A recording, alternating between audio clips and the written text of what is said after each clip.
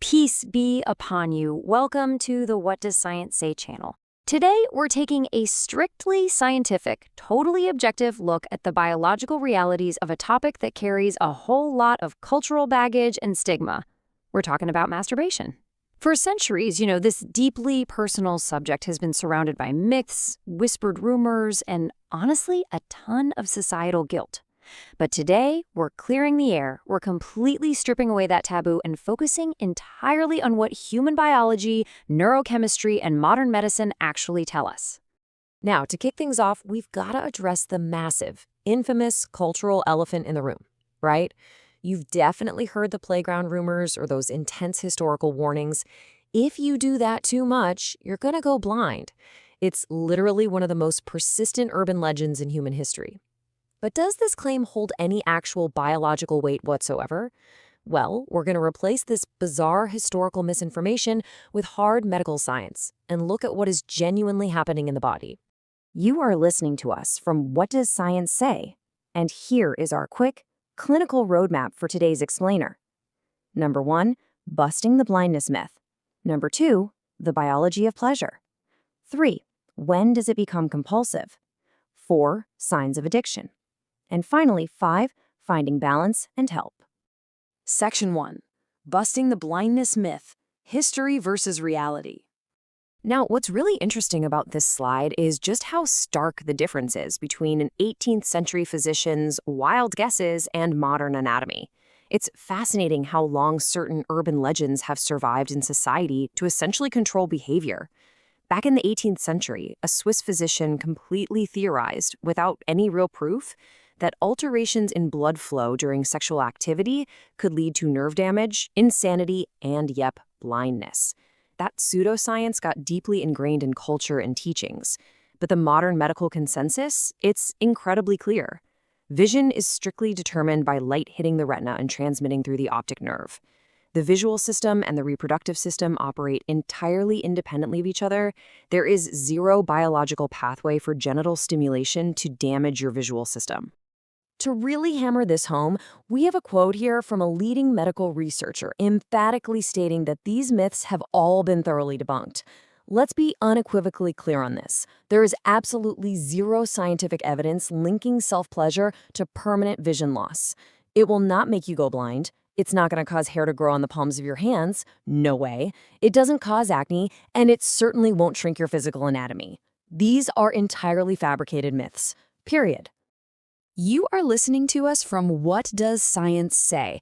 Now, to be perfectly scientifically accurate, because we always want to be precise, while permanent blindness is a total myth, there is a tiny, tiny kernel of truth regarding your eyes.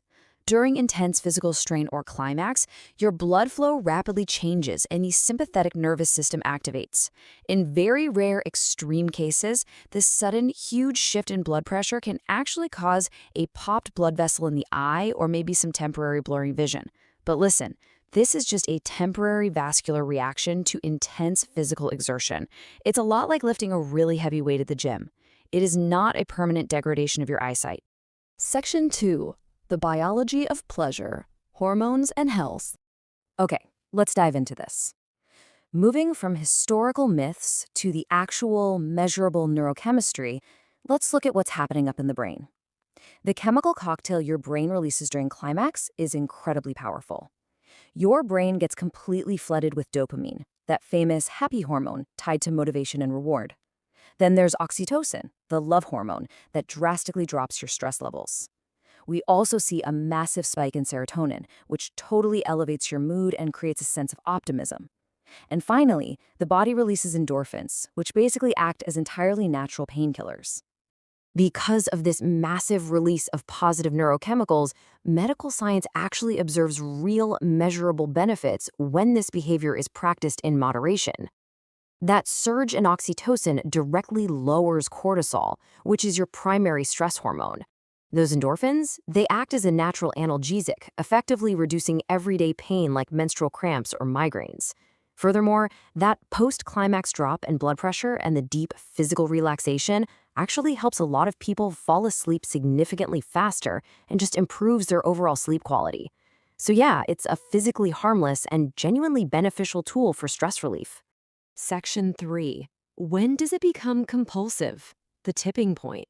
So, the crucial point is if it's biologically safe and even chemically beneficial, at what exact point does it cross the line into an unhealthy habit? Well, too much isn't defined by a specific number. There is no magic number of times per week that suddenly makes it unhealthy. Instead, the medical community defines it as compulsive sexual behavior. It becomes a real issue when there's an overpowering, persistent urge that actually starts to hinder your day-to-day activities, your personal relationships, and your everyday responsibilities. Basically, addiction isn't about how many times, it's measured by the distress and the literal life disruption it causes. And we have to neutrally acknowledge the physical side of this. When your biological reward system is just pushed to sheer exhaustion, your body absolutely takes a physical toll. Excessive compulsive habits can lead to chronic fatigue. Interestingly enough, when neurochemicals like oxytocin and testosterone are constantly being depleted, the body might release an inflammatory hormone called prostaglandin E2, which can actually cause lower back and groin pain. Plus, chronic overstimulation can lead to physical desensitization and potential sexual dysfunction when you're actually with a partner. You are listening to us from What Does Science Say? Section 4, Signs of Addiction, Recognizing the Impact. It's really vital to approach these warning signs with objective clinical empathy. We're talking about recognized psychological challenges here, not moral failings, okay?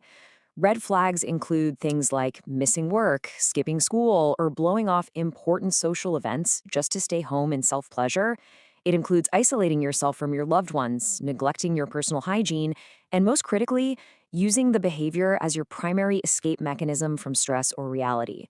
Often, this whole cycle is accompanied by feelings of intense guilt or deep shame immediately following the act. And this brilliantly illustrates what happens in the brain during all of this. Dopamine overload. By constantly chasing that intense dopamine high, a person can actually imbalance their brain's entire reward system. Over time, normal everyday activities just don't provide joy anymore. And that mental exhaustion from riding this neurochemical roller coaster, it can eventually lead to severe brain fog, indirectly impacting your daily concentration, your motivation, and your memory. Section 5, Finding Balance and Help. Actionable Steps. Let's move to and see how this builds into a practical, stigma-free roadmap for recovery. If you're watching this explainer and realize that your own habits have become a bit disruptive, there's absolutely no need to panic. Step 1 is simply recognizing the signs and practicing some self-compassion. Beating yourself up only creates more stress, which just triggers the habit all over again. Step 2 is avoiding your known triggers, like easily accessible pornography, and deliberately reducing the amount of time you spend completely isolated. Step 3 is replacing that dopamine hit with healthy boundaries and alternatives, like rigorous exercise or diving into new social hobbies. And finally, Step 4 is seeking professional help. Therapies like cognitive behavioral therapy are incredibly effective for breaking these compulsive loops. So, we leave you with this provocative thought.